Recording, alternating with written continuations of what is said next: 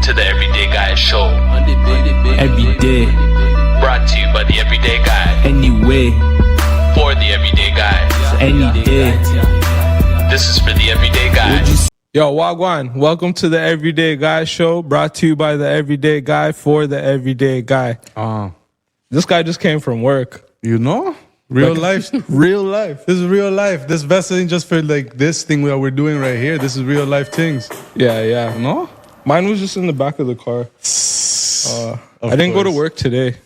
I might go back. Depends on the situation. However, for our Everyday Guy studies, we brought a special guest today. And this goes to something that's near and dear to my heart, which is entrepreneurship. Sales, to be more specific. You have Diamond. I'm nervous. Don't be. Okay. So I'm going to share a little story with you guys so you guys see where I'm coming from. When I was 19 years old, I sold everything that I had and I spent every little bit of savings that I had. And my last resolve was to take up a sales job off of Kijiji. So I ended up doing an interview for this hot water tank company. And they brought me on board.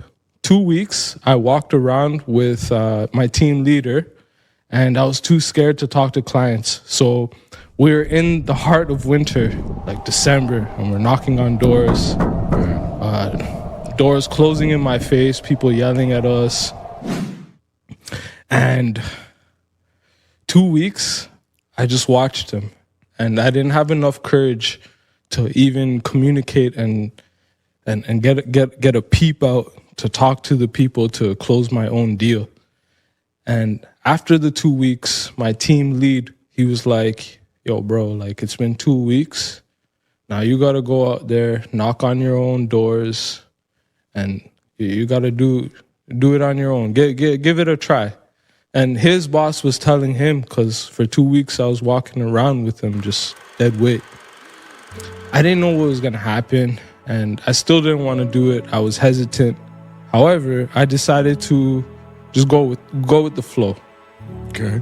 On the first day, I remember closing like 3 deals. And each hot water tank deal that you close, you get $80.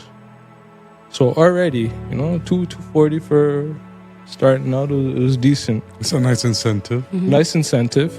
After the first day, my average was 8 sales a day. Nice. Wow. So, we can do the math.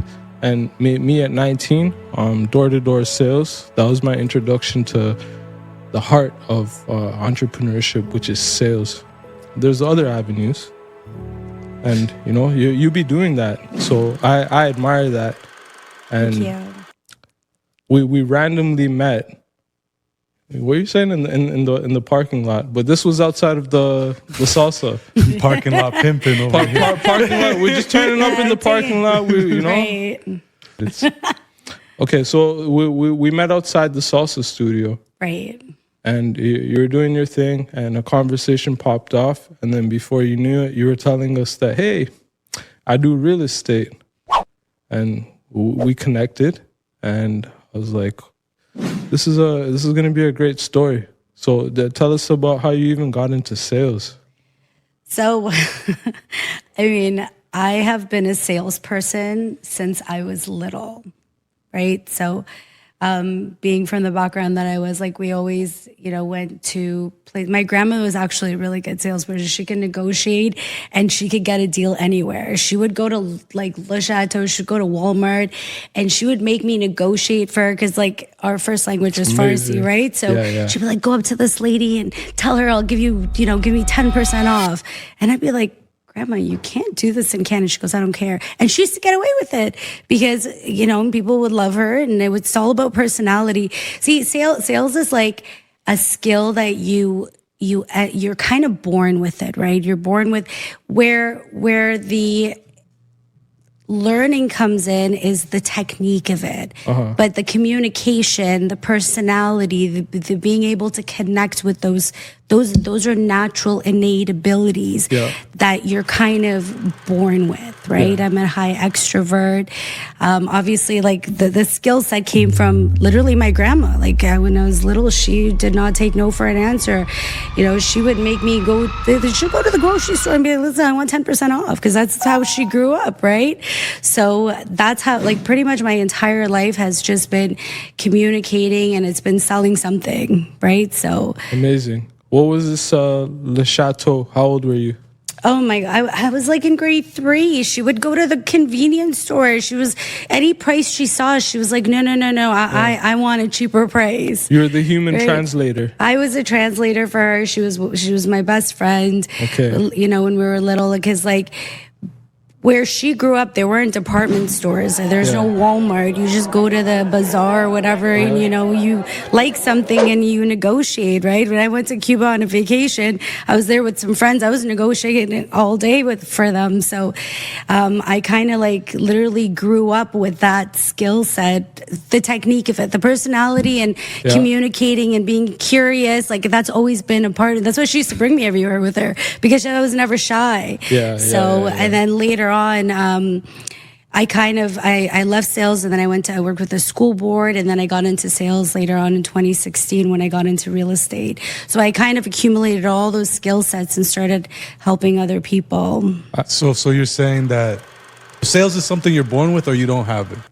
So the ability to be able to communicate with people and to be able to connect with people, those people skills you're usually born with. But where I had to get training was the technique of it. Because with sales, there's a cycle, right? There's an understanding. They're asking the right questions. You can't teach somebody to be personable. You can't teach somebody to be communicative. You can't teach somebody to be likable. But you can teach them the technique of how to sell. So when I started getting into real estate, and which is a lot of people get into real estate, like, I'm a fun person and everybody likes me and I could sell. Well, that's actually, that wasn't the case, because when I got into sales, I was door knocking, I was cold calling, and no one was buying from me because I didn't understand the technique. So I had to get training.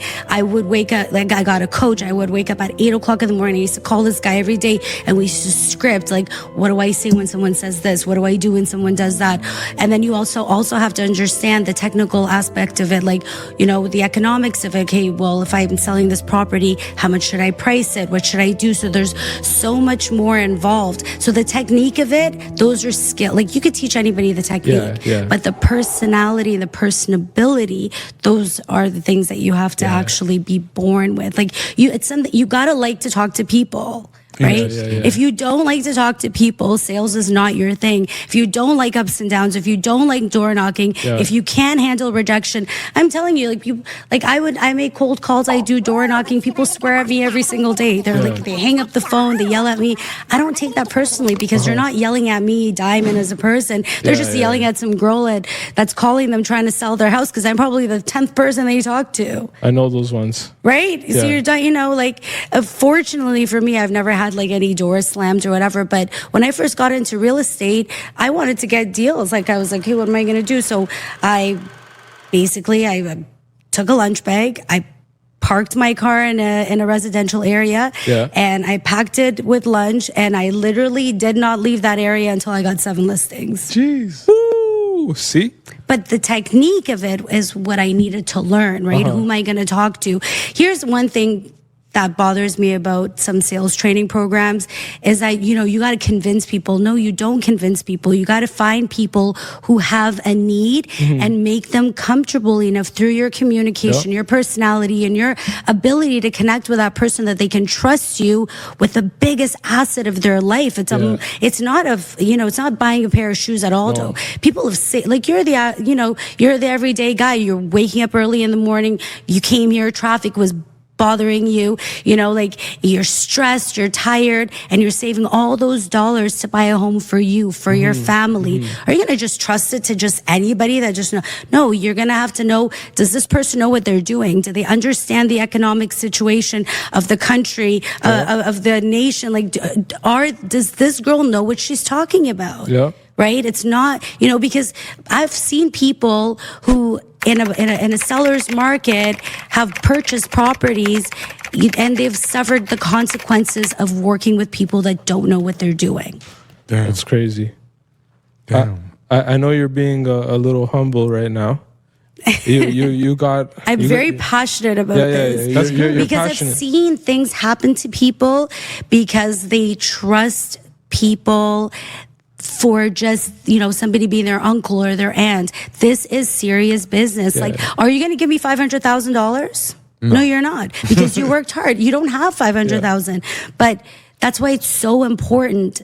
When in real estate, I take the profession very seriously, because I'm not dealing with, like I said, I'm not dealing with a pair of shoes. I'm dealing with people's investments and dealing with people's livelihoods. Their families are going to grow up in this home. So I want to make sure that the home is safe, right? Is a basement safe? Are they going to be in a bad situation financially? Are they going to be able to afford it? I do a full 180 analysis on my clients before I even work with them. I need to know what they want, where they want to go. Are they going to do a return? Do they want a return on investment? Are they an investor? Are they an end user? Like what? Like I'm a real estate doctor. Like I'm not going to just give you medication and not know what's going on. I'm going to give you what you want. So when you turn around and you say, you know what? I worked with the best real estate agent I've ever worked with, because she cares about me and she cares about my hard work, and she sees the pain and suffering that I have to go through, and I'm going to make it happen for those people.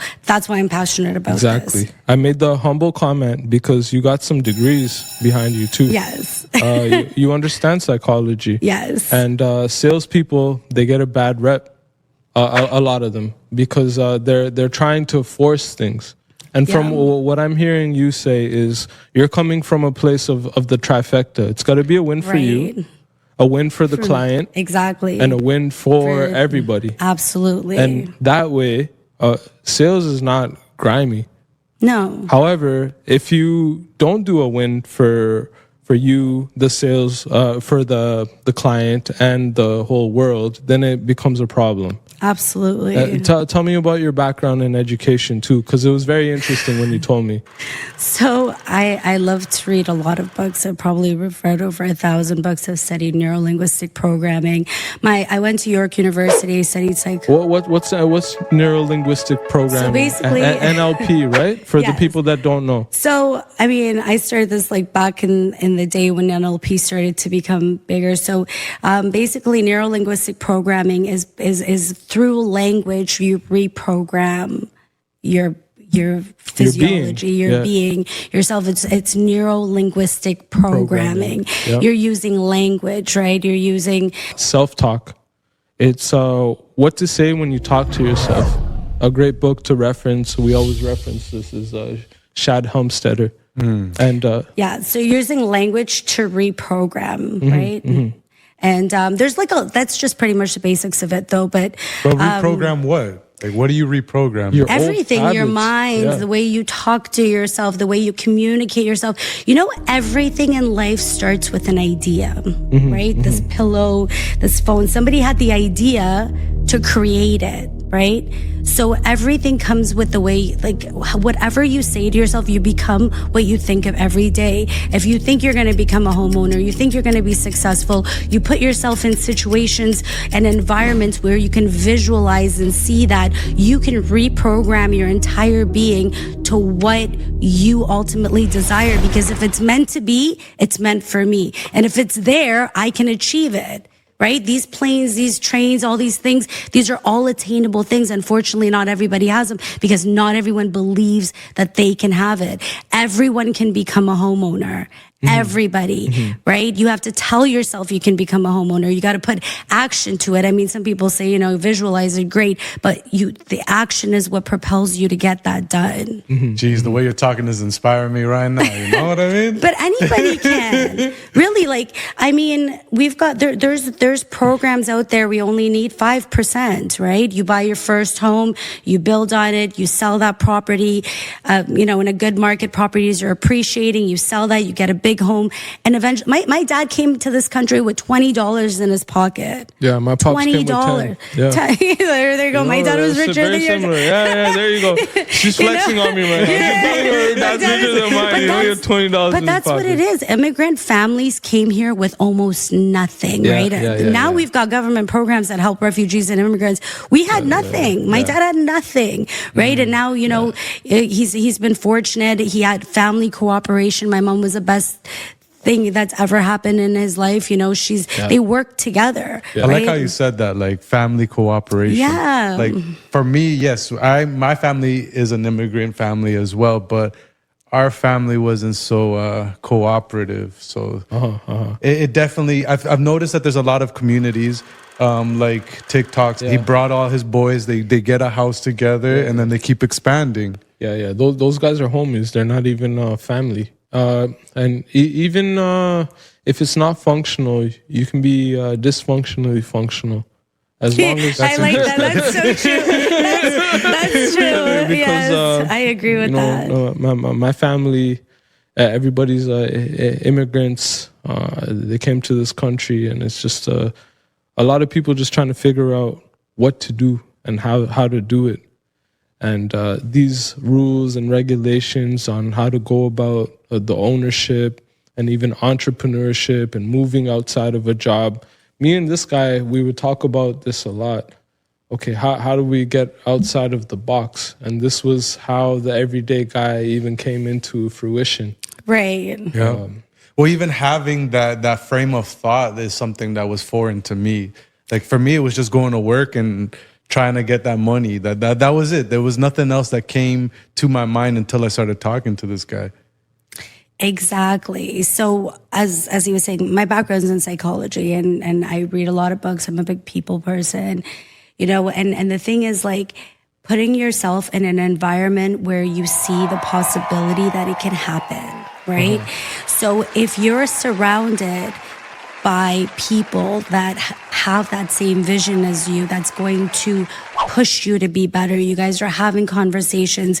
That's a law of attraction. Like attracts like, right? You attract each other. And then there's, you know, you might be sitting there at a coffee shop talking about business. And another guy might just be sitting there by himself. And now you've attracted that. Yeah. Right?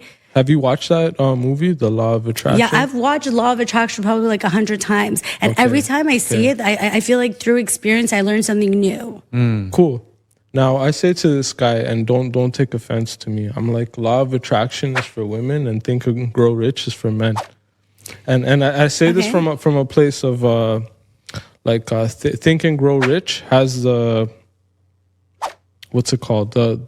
The tactical formulas, how you're saying, when you went for coaching and sales, they gave you a formula that you were able to follow through with. And then Law of Attraction, a lot of people get caught in Law of Attraction, like, hey, I'm just going to wish this and it's going to happen. It's like the power of now. That gets me so like angry. And the saying that we have is, yo, if I went and punched Eckhart Tolle in his chest, what's he gonna do? He's gonna be in the now right now. This is the problem, right? Like the problem with everybody wants a quick fix, right? Nothing happens easy. Like nothing just happens without action. Like I was showing you over before, right? Like you know, my brothers are very fit, and so is my sister and everybody. Do you know how much work they put in to get that? They didn't just wish, like, you know, as they're eating McDonald's and, you know, as they're sitting there doing nothing, they wake up every morning, they put that work in. See, that the thing is, like, a goal without a plan is a dream. So you can sit there and dream all you want. You're going to be in the exact same position, right? You have to plan. You have to. And then you have to execute. And you have to execute immediately. Because if you just sit there, here's another thing too. There's a studies done that the more you plan and don't do anything, your mind actually thinks you're doing it. Really? And the more you talk to people about your plan, your mind thinks your subconscious does not know the difference between reality and fiction. As long as you talk to the right people, because some people are gonna throw shade on your idea too. No? But What do you think about that? But I think you shouldn't talk to anybody about anything unless they're experts in that field and that you're trying to do some sort of research. Because here's the thing, every human beings, whether they want to or not, are going to project their limitations on you, right? Yeah. If I'm a person that cannot climb a tree, I'm going to tell you, climbing a tree is very hard. Yeah. Right? But if you were to talk to somebody that's an avid tree climber, they're going to turn around and say, yeah, climbing that tree is nothing. Right? Because people are going to project their limitations on you. So you need to work with your own strength, because here's another thing too. People who have never seen the possibility also have a certain amount of doubt. Yeah. So remember, individuals are all about the law of least resistance. They want to take the easy way out. That's why you have your, automatic systems in your body where if you continue to do something, your body will automatically do it. We're just naturally programmed that way. People avoid pain, right? 100%. You do more to avoid pain than to get pleasure. Yeah. It's like with that experiment you were showing me with the fleas. With the flea, I was gonna. Yes. Have you seen that about that right now. experiment? Yeah. Where they put the fleas in the jar and then they closed the top and the fleas kept jumping and got to the top and then they would keep hitting it and then they opened the jar, and since they were so used to hitting the top, they would never jump out, and their offspring would then have that same limitation. But I also do believe that every truth is a half truth.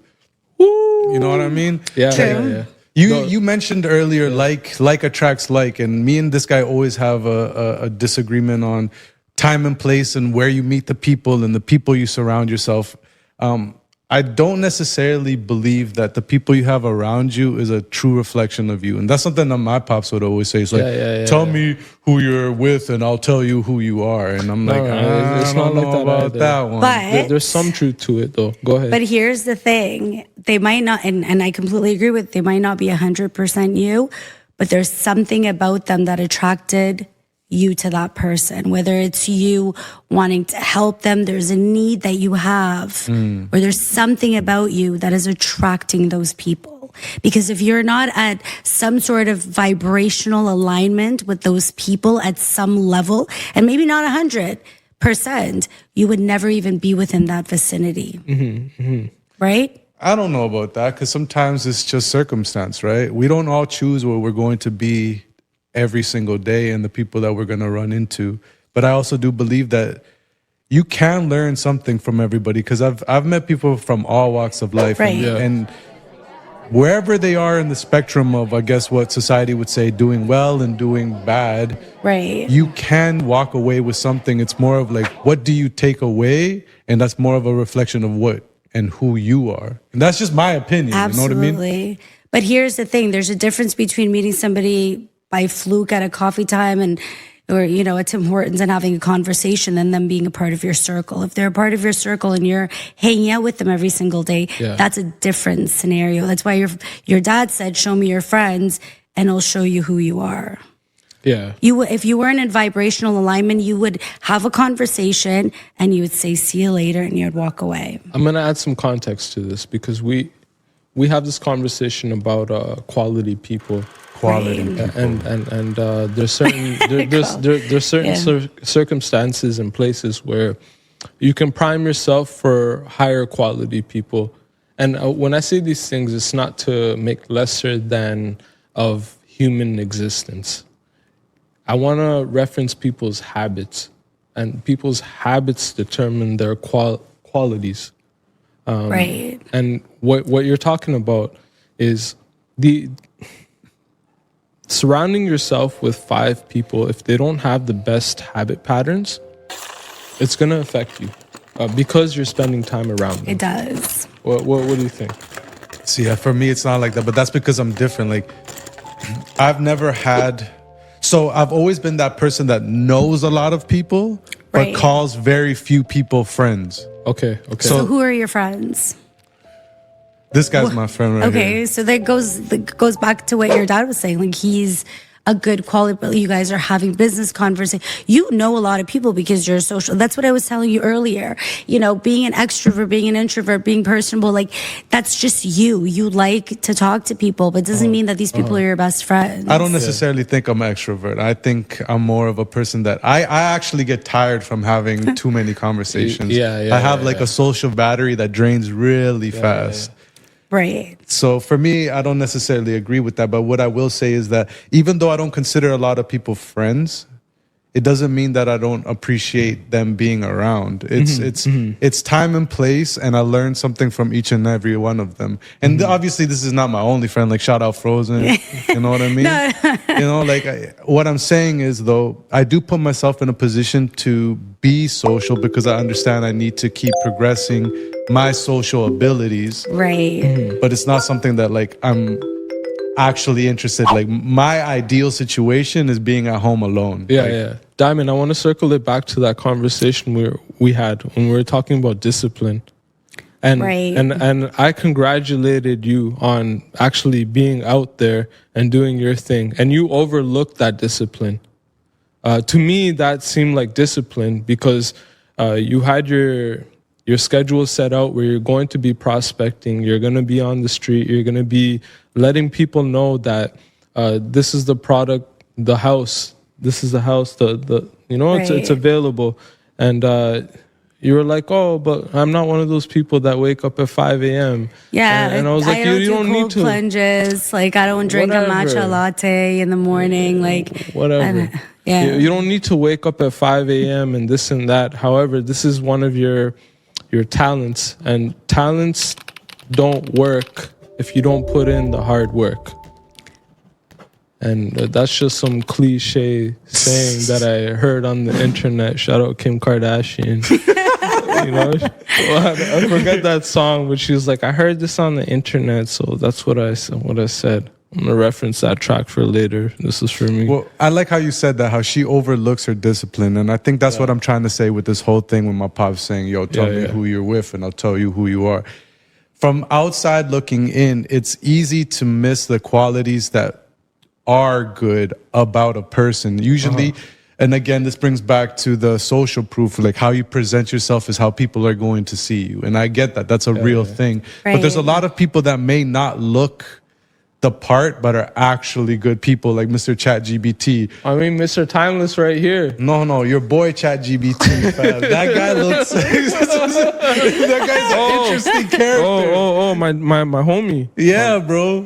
I mean, here's the thing. There's no set rule for everybody, right? Yeah. Human behavior is on a spectrum, right? The extreme right, the extreme left, and then the generalization in the middle. So, I mean, there's no set rules. I mean, you could be that type of person where you can go in and talk to people and be around a lot of surroundings and not get influenced. Yeah. But for the general majority of people, they do get influenced by their environment. They do get influenced by the people that they're around, right? Damn. So this is where most parents, like they look at generalizations. They look at their own experiences, because at the end of the day, your parents are always going to want the best for you. They want you to be better than they were, and they're going to do it to the best of their ability. If they knew, 9 to 5 is what they did and they did it good, and they, education was something, then they're going to push for you to go get education.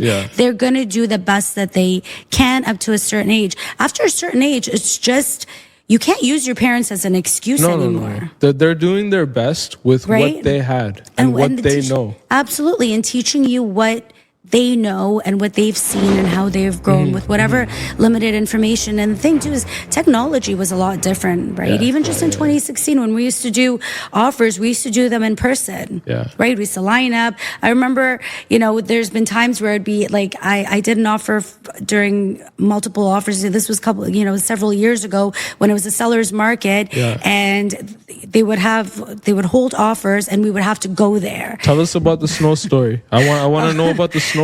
So I don't know if I'm disciplined, but I'm very determined. It so when I want determination. something, I go and get it. So I had a client, it was a seller's market, and we had like a horrible snow snowstorm, right? And it was offer date. And my client's like, Diamond's snowing really bad. Like I said, don't worry. I'm like, and you know what? It's even better for us because I guarantee you no one is showing up. So what I did was I wore my warmest boots and I drove like 4 kilometers. It was like driving like, I'm already not the best driver in the world, right? So we went there and guess what? Because it was a snowstorm, everybody assumed that the offer date was canceled. There was the owners and the listing broker was there, and we ended up getting the deal. And we ended up getting our conditions too, because they wanted to sell the property. So sometimes, it's not even about, I think determination is better than discipline, right? You can have discipline, but if you're determined, you want this, you're going to go out there in the snowstorm and blizzard and you're not going to care. So what is the difference between determination and discipline?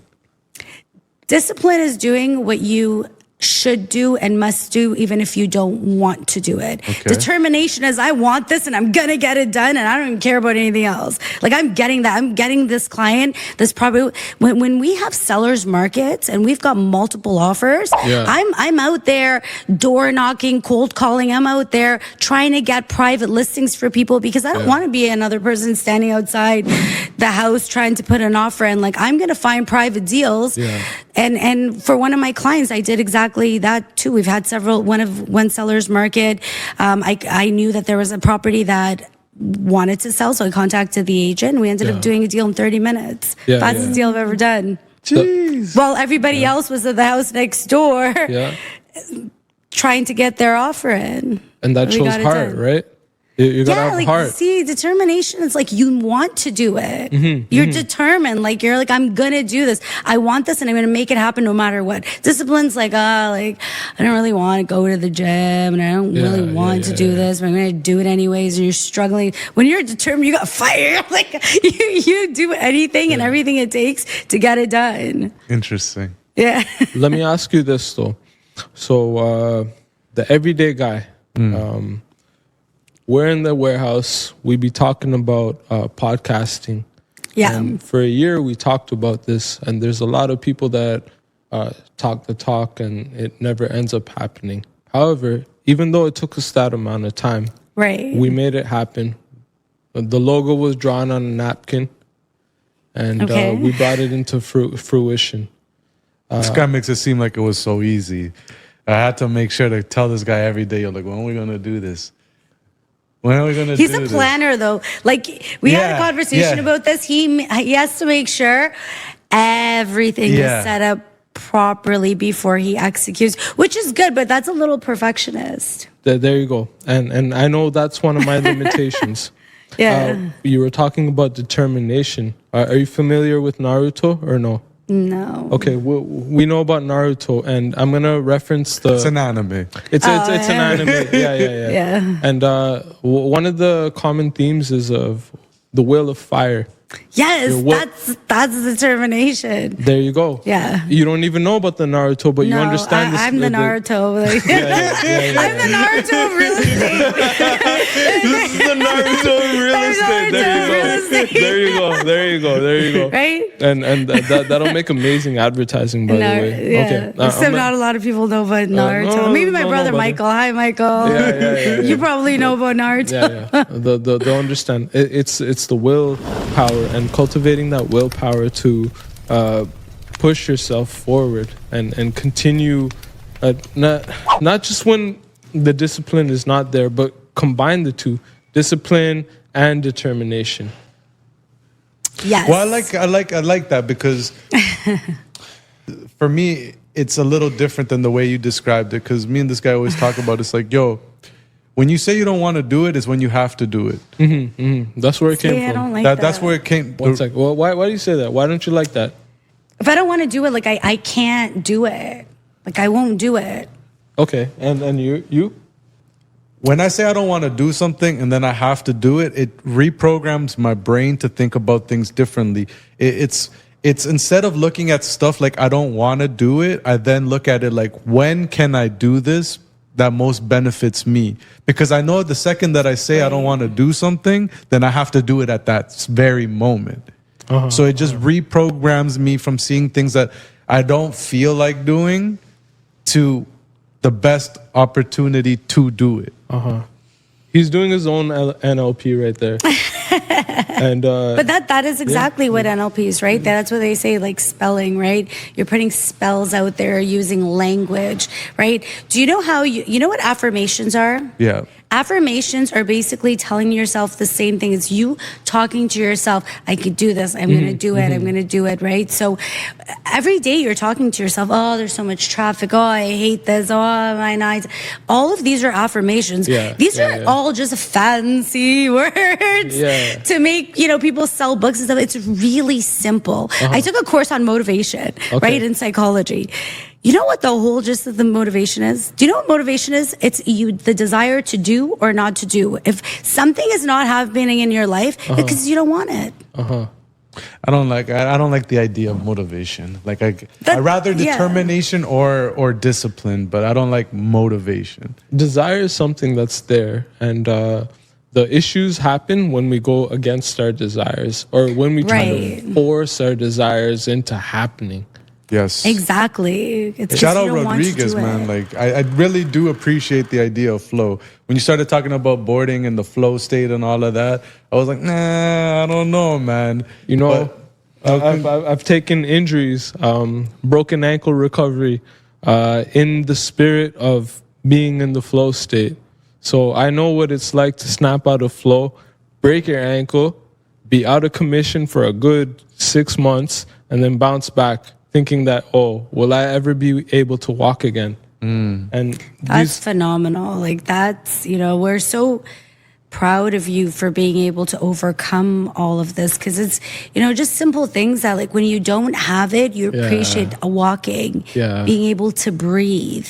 Like all of these things are just things that we need to be grateful for in life that we take for granted. Like, you're saying that, like, the pain is not fun. Like, it's not a fun feeling to have. I'd rather take the pain and be able to walk than have the pain and not be able to walk.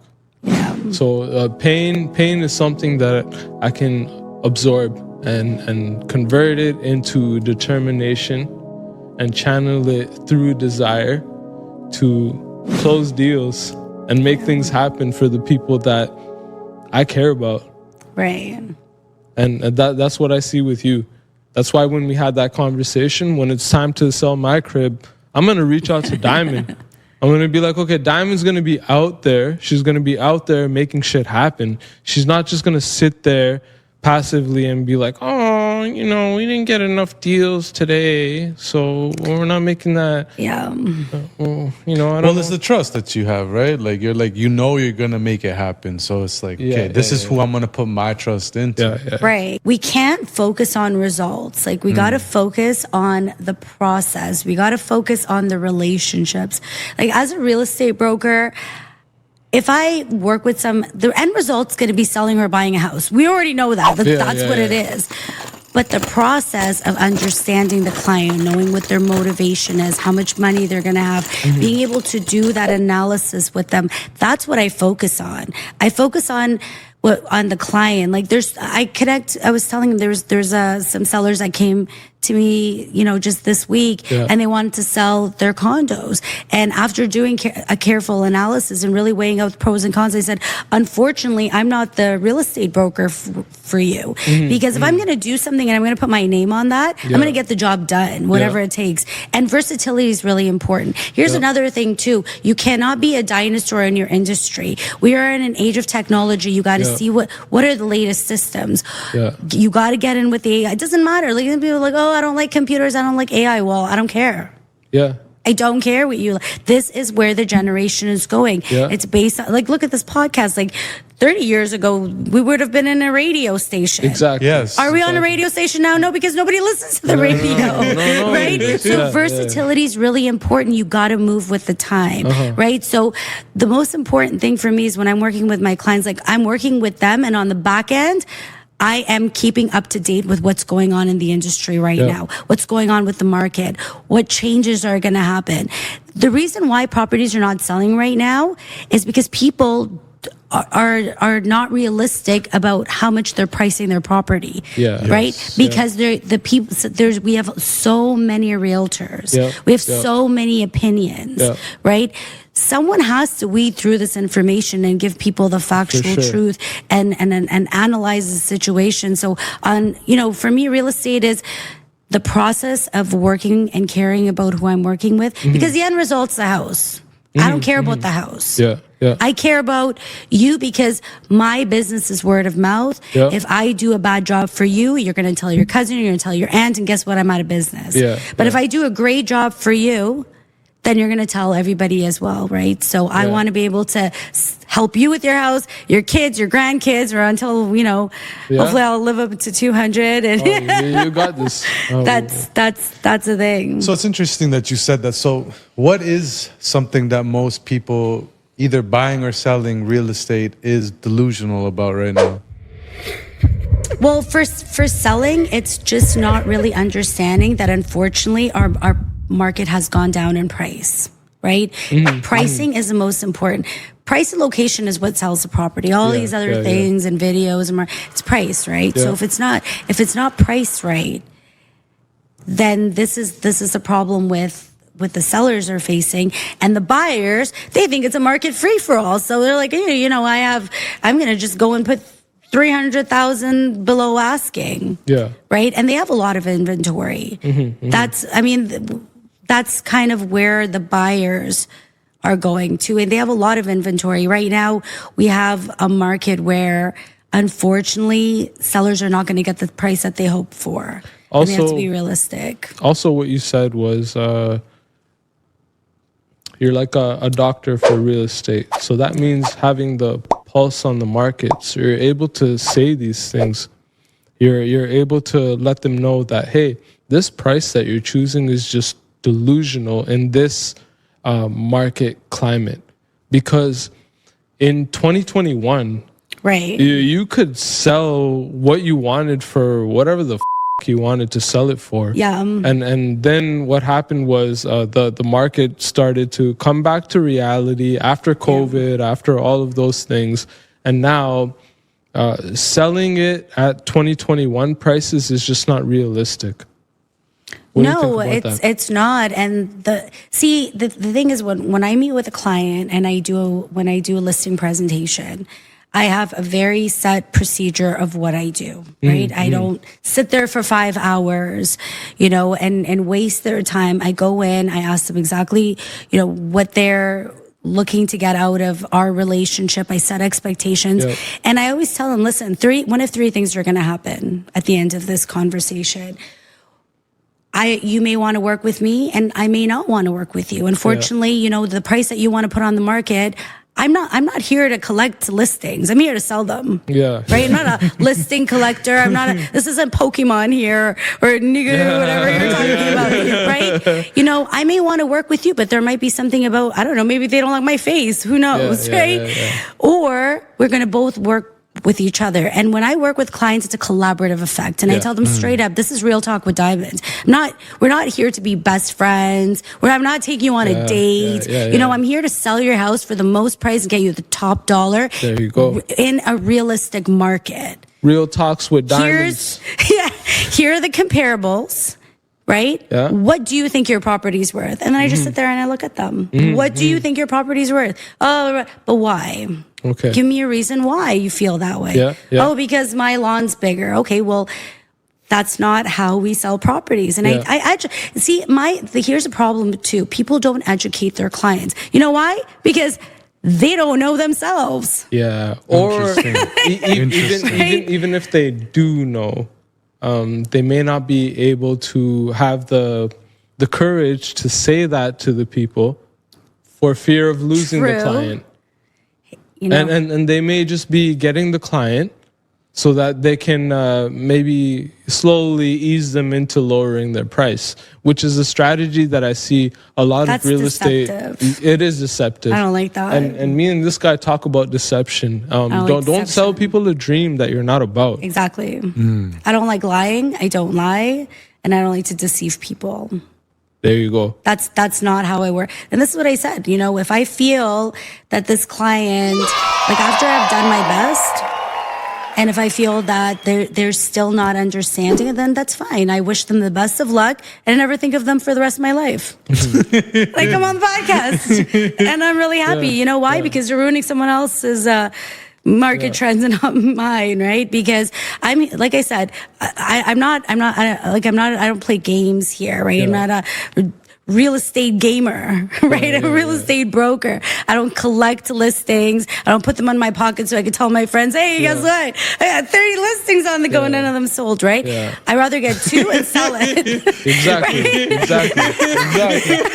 Hey, I got it all these. They're in my pocket, right? So it's like, you know, when you're like, my brother used to play Pokemon, so he used to like carry a backpack with all these cards and be like, how many cards did you have? Which one's the best one you have? Right?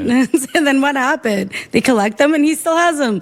10 years later. They're just there. Yeah, they're worth some money now, though. Remember zombie listings that are just not moving? Yeah, we were talking about zombie listings. What's that? People list their properties at an unrealistic price, and they just sit there.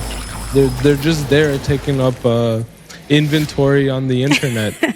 No, not actually. I'm telling you because it's like, hey, how many listens do you have? I got 5. What about you? Yeah. You got to get it done. So I want to ask you, for the everyday guy who has a dream of owning a home, what tips can you offer the everyday person going in, doing their 9 to 5, and they're just there?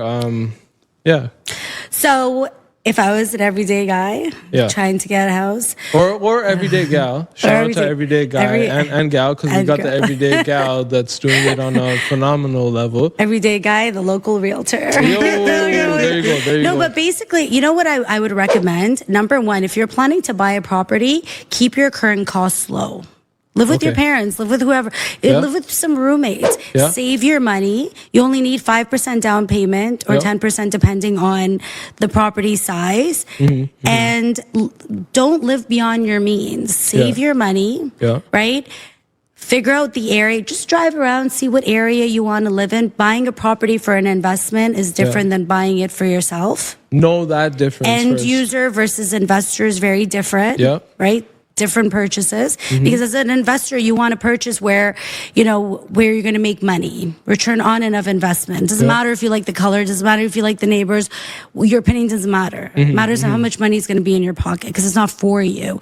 But if you're an end user and you for yourself, you got to look at yourself. Okay, you know what, do I want a community where there's lots of kids? Right? If you're not a kid person, do you want your backyard next to a playground? Or even you're gonna wake up and you're gonna get mad at me, and I'm gonna be like, say it's not my fault, right? I had to throw myself in there as a realtor. But you want to know the area that you want to live in, kind of spend that time, right? Keep your costs low, because you're trying to save, right? You're gonna save up, and then work with a mortgage broker that you trust. Get a pre-approval. Please don't go looking at houses. It's like going to the mall, right? You're going to the mall and you're like, how much money you have? I don't know. Well, then, I want shoes. Okay, well, you can buy Louboutins or you can buy a pair of flip-flops for $1. So know your budget. Know how much you're going to spend. And also calculate your living expenses. How much can you really afford? Just because you have some money today doesn't mean you're going to have that money. You know what happened with a lot of people? The interest and actually project what happens if the interest rate goes up. That's why we have stress tests. What's going to happen in a situation? See, what people don't do is they don't have at least 6 months worth of savings in case anything happens. Look, did you know you were going to break your leg? Did you know you were going to sprain your ankle? No, things happen. But I had an emergency fund. That's the difference. Thank you. You got to have your emergency fund. Exactly. 6 months is humble. Aim for a year. More than that if you have family. Right. And then sometimes have your expectations as to what your lifestyle is going to be. Like, are you going to still, a lot of people are house broke, right? 80% Well, what is house broke? House broke means that pretty much you're living paycheck to paycheck and the majority of your money is going into your living costs. So if a friend asks you for dinner, guess what? Can't afford macaroni and cheese. Yeah. 2 for $6. No, but that's what happens, right? Because people are not budgeting. So once you get your budget together, you know the location, work with a mortgage broker, know how much you can afford, get your budget together, and then work with a real estate broker that's going to negotiate and that's going to be on your side and that's not going to be afraid to put that offer in. To confirm your broker status, you're not just salesperson. I'm a real estate broker, so I'm also a coach and a trainer. Yeah, there you go. I'm a certified personality dimensions coach. Yeah, so she's not just a salesperson, she's a broker. Yes. What's the difference? Salespeople, they have certain limitations. They can't do... Yeah. Go ahead. I'll let you. Nice. No, I like the way you're explaining it. Yeah. She's got specialties in that. I got a real estate background too, so we be in the mix. We know what we're doing out here. Brokers have to do additional education. So brokers are actually able to oversee salespeople, and salespeople have to kind of resolve to going to the broker to see what can be done and what can't be done because the brokers have been educated specifically in that regard. Right. I mean, I'm a real estate broker, and then within our brokerage, we have a broker of record, we have a managing partner. That's why I work with Remax. Remax has one of the biggest shares, right? It's a well-known company. Everybody, when I walk around with the balloon, everyone's like, oh, you're a realtor, right? And that's the thing. But I consider myself more of like a real estate educator and a consultant. I don't consider myself as a salesperson because I'm not here to sell anybody anything. I'm here to diagnose the situation, assess your situation, and find the perfect solution for you. And there's been so many times where I just said, you know what? You shouldn't buy a house because in 6 months, you're going to default. So I do projections with people. So I don't work with everybody. For sure. You don't want to misguide people. Which, exactly. Money hungry people are going to do that. They're going to take their sales. That's why sales gets a bad rep. Car sales people. Those are the people that... notoriously are known for selling people that they don't need.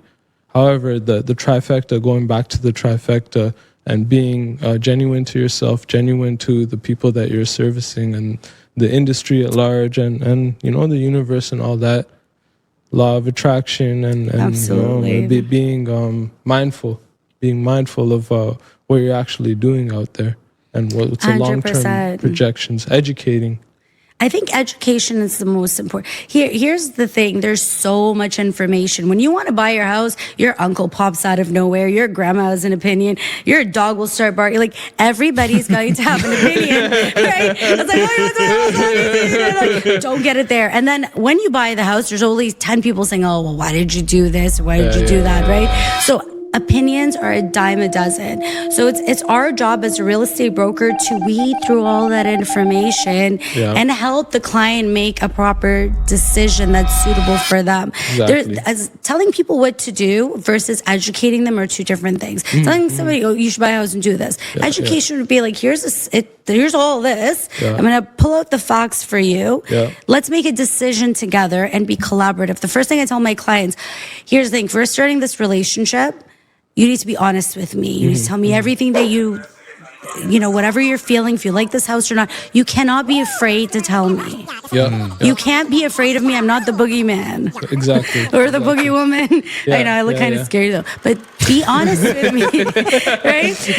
Be honest with me. Tell me, you know what? I don't like this house. You know, one thing I do before I start doing showings, I will ask clients, send me a couple of pictures of houses that you've seen that you liked. Exactly. This gives me a visual of what they like, or what their top 5 things are. Listen, nothing's 100%, but at least I can get them to 90% of what they're looking for. Yeah, you can get them to where they need to be. But don't be scared. You know what's another thing? People are too scared to express how they feel. If you don't like a house, well, I didn't build it. Like, I don't care. We'll move on. But tell me you don't like it. And don't just ghost me. I'm like, where did this person go? Right? Tell me what you like. And that's why I'm always honest with people. If your house is not worth for example, 1.2, I'm not going to list it at 1.2. You can get somebody else to do it. And it's not worth their time either, because you don't want to put It something costs on me the money. market. It costs me at least $1,000 for every listing that I do. Yeah, there you Jeez. go. You're putting it up on the market. Yeah, like you have to do photography, videography, you have to do floor plans. Yeah. You got to go there. You have to make sure you get the log boxes. Like the for sale posts, you got to rent things. Yeah. Door, all of that costs us money, right? Yeah, So yeah. I'm going to invest in someone who's investing in me. Because you're trying to make a return too. Like, even though you are trying to do the best for your client, it's still a Right. business. Like, you still need a return on your time. Exactly, but like that's, or else we're all volunteers. I'll be a real volunteer at that point, right? And here's the thing: you can do everything in life ethically and with a good heart, and put your best foot forward, right? Everything, like you go to work every single day, you could sit there and be like, I'm going to the washroom for 2 hours, and you know the system. What are they going to do? Fire you for going to the washroom? No, you could do that, right? Or you could actually say, you know what? This company hired me. I'm going to do the best job, and if I don't like it, I'm going to move on. Just move on. Don't screw people. Don't screw people. Don't deceive people. Move on, right? And never think about them for the rest of your life. If you don't like the job, quit. Exactly. But don't make everybody else miserable. Exactly. Right? Go to McDonald's sometimes and you could see or you go to Tim Hortons and you could see these people don't like their jobs or whatever. For example, you don't in this country, we don't have to do anything we don't want to. There you go. You don't have to be there. And people are like, yeah, but sure, everyone needs to make a paycheck, but don't work there. Work somewhere else. But don't make the client miserable, the customer through the drive-through miserable, right? So know what you're just put your best foot forward in anything that you do. And I'm telling you, that is the law of attraction, and you will get blessings. You will get blessings. And remember, God brought us here. We're here, and everyone gets a piece of the pie. Exactly. There's a piece of pie for everybody. Just like there's air for all of us to breathe. Yeah. There's abundance for everyone to have. Until they put a carbon tax on that. Unless you're in Canada.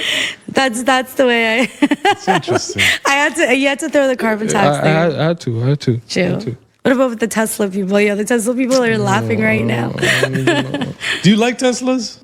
I don't know if I'm allowed to say that on screen. Oh, no.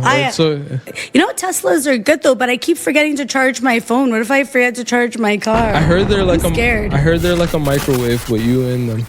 So I don't know about that. Is that the cyber truck you were talking about? Yeah, the radiation and all that. I think they look cool. Yeah, they look cool, but if you want to sit in a microwave and get heated up, I'll stick to my Kawasaki and stick to the gas. I don't like the sound of just electric. I hate putting gas in the cold. Oh, okay. That's I let it go all the way to the empty. I'm like, oh shit. I love the cold. Shout out Border for Life. He's going out to do what was it called? Avalanche training. Yeah. So new systems coming out. We're gonna have NLP programming classes. We're gonna do wellness getaways. We're gonna have snowboarding getaways. So courses are coming out. They're work in progress. I ain't going no snowboarding. Okay, I'm gonna outchase the avalanches. That's what I'm gonna do. Once I bounce back from the injury, we got a legendary diamond over here. We're gonna buy up properties out in close to the Mexico. No, avalanche areas. We're gonna go to Blue Mountain. There's no I avalanches just told over you there. I don't like the cold. It's okay. You guys trying to freeze me. You're gonna close the No. deal. You're gonna make the deals happen. I'll fight. We need a solid real estate. Remember, I just said I work with every client. But for you, I might have to- no, it's already done. I have to go get snow pants now. Okay. I'm not a cold person. Diamond's recruiting real estate agents. Actually, we are. Yeah. Remax Success is hiring. So if Yeah. anyone's looking for a new brokerage and they want to level up, there's no better Remax than Exactly. Remax Success. Oh, gee. Oh, there we guys go. like that? There we go. A plug right there, The plug right there. Graham. 59. Okay, good. What does that mean? Let's wrap this up. And any conclusive thoughts? Anything you have for the everyday guy in terms of hustle, entrepreneurship? This was just real interesting. Okay. You brought up a lot of good points. Being Yep. able to understand what you're getting yourself into, doing the stress test, actually understanding who you're working with, especially when you're going to buy an Right. actual property, Yeah. knowing if it's actually for you and finding Yeah. someone that's going to tell you, I'm sorry, this is not for you. Yeah, yeah. Also, I just wanted to add to for buyers, because there's this is why I'm going to be doing a lot of videos like buyer beware and everything too. You have to make sure that when you are putting an offer on a property that you're doing a proper comparative market analysis to see if the assessment is going to come at the right amount, Yeah, right? yeah. So you have to be careful of how much. You cannot just put an offer in because, Yeah. say for example, you put an offer on property and the bank says that they're not going to give you that much money. You're going to be responsible for the difference. Yeah, yeah, yeah. So you have to know all these things. Yeah. And So also, I'm going to be. Yeah, go ahead. He's actually He's actually like giving me some really good ideas in terms of putting out buyer. Like buyer Awareness. videos and buyer awareness videos so that, you know, the everyday guy Yeah. is able to buy a home and not get ripped off. Exactly. And if you're going to do a 50-50 thing, just be careful the thing that you do it with. And I'm going to, you know, emphasize that. I put that in bold letters because you're going in on a property, but be careful. Understand all of what you're putting into, where you can get the most ROI for what you put in. And Right. just because you're putting in whatever you're putting in doesn't mean the bank is going to rate it either. Have a specialized individual that's has their pulse on the market. Yes, see, that's a sign right there. Have your pulse. They gotta have They're their not pulse doing on the this. market. They're not doing this, then they're not the real estate agent that you want. They're not the real You know the estate. exactly the real one right here. Diamond. You know, put her anywhere and she's gonna shine. And It's even Rihanna made a song like "Shine Bright Bright Diamond." exactly, there we go. Shine like a diamond. There we go. Okay, thank you, Graham.